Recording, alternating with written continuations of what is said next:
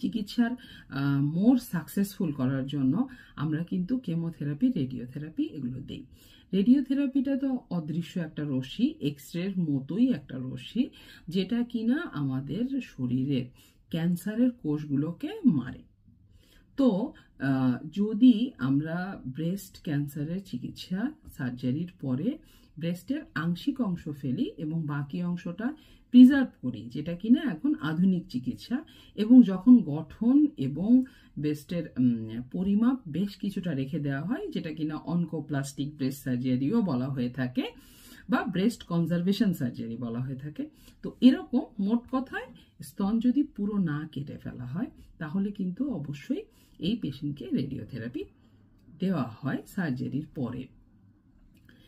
Second যেটা হচ্ছে সেটা হচ্ছে যে অনেক সময় সার্জারির পর দেখা যায় যে মার্জিনে কিছু কোষ রয়ে গেছে এবং সেটা অনকোলজিস্ট ডিসাইড করেন যে এটা রেডিওথেরাপি লাগবে। তারপর অনেক সময় সার্জারির পরে আমরা জানি যে ব্রেস্টের সাথে বগলের একটা বড় সম্পর্ক আছে।